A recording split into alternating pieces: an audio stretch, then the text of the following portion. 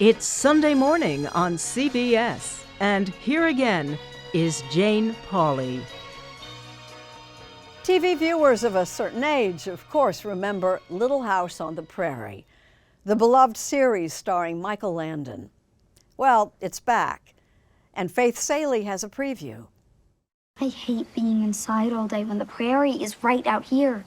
It's maybe not by accident that a new adaptation of Laura Ingalls Wilder's semi-autobiographical book series Little House on the Prairie returns to screens this summer, the 250th anniversary of the country's founding, says showrunner and writer Rebecca Sonnenshine. A lot of people consider them children's literature, but I really do think they're really about sort of how America became America. She says Little House on the Prairie is about our country's big dreams.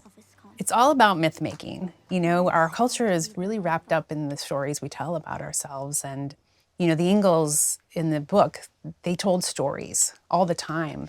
And they sing songs that tell stories. The violets were blowing and the springtime grass was fresh and green. The new series, a joint Netflix-CBS Studios production, follows the trials and tribulations of the Ingalls family. Alice Halsey as Laura Ingalls and Skywalker Hughes as her sister Mary. Crosby Fitzgerald plays Ma, Luke Bracey as Pa. What do you think music means to the Ingalls family? It's like one of the only things they have. Other than each other. They couldn't really do a lot on the prairie. There weren't a lot of available activities other than go farming. It's also a tradition. I mean, the song's been passed down. It reminds them of the home they left. It is something it gives them hope. They probably taught the girls. Music gives them hope. I think as well, it's one thing that can't be taken away from them. All right, so house goes here. Garden here. You could say hope for a better life drives the Ingalls family by covered wagon on their perilous journey from Wisconsin west to what was then Osage territory. What do you think? My sister said I was a fool to leave everything and everyone I ever knew and follow you into the dark. Here we are. They look like sturdy little animals. They are. We made a good trade. Fans of the beloved 1970s television show with Michael Landon might not remember how much actual danger and suffering the family experienced.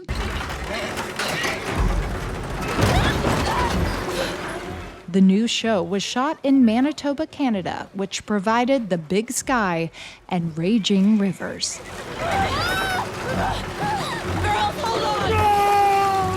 Laura's in a life or death situation every single day. She helps and protects her family every day. And in those times, in that century, as a girl too, it's hard, but she stays strong throughout it. And I think a lot of people admire her for that. And I think that's part of the reason that all the books are so popular. Laura Ingalls Wilder once said, "All that I told is true, but it is not the whole truth." That was my North Star, was that very quote. Joy Gorman Wettels, the show's executive producer, rediscovered the books, reading them with her family during the pandemic. There's so much to piece together that Laura lived through that could never have been covered completely in the books and could never have been covered in the original series. And there's so many characters who didn't have a voice in the originals that could now. Spring rains make for fast waters. The show brings us into the lives of characters from the books that weren't fully explored, like Dr. Tan, the book's Black Doctor. Keep them dry as best you can. Their neighbor, Mr. Edwards, is a battle-scarred Civil War vet. I'd like to help you build your house. Those girls are gonna need a roof over their head before the snows come. Or the wolves. The Ingalls' other neighbors, who strike fear in Ma, are an Osage family. Why shouldn't we?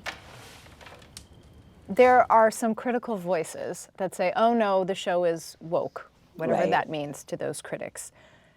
Did you have a sense that this show would be any kind of fodder for culture wars? I knew that there would be controversy around how this is done. I just think that it doesn't help us to look back and erase the literature or erase the mistakes. It helps us to look at them through a new lens in a way that welcomes new readers and welcomes new viewers.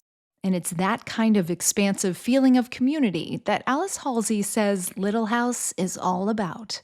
Sometimes adventure doesn't just come in easy forms. Sometimes you have to face a lot of danger. But you'll be rewarded at the end with new friends, new family that you didn't know would be there at the start.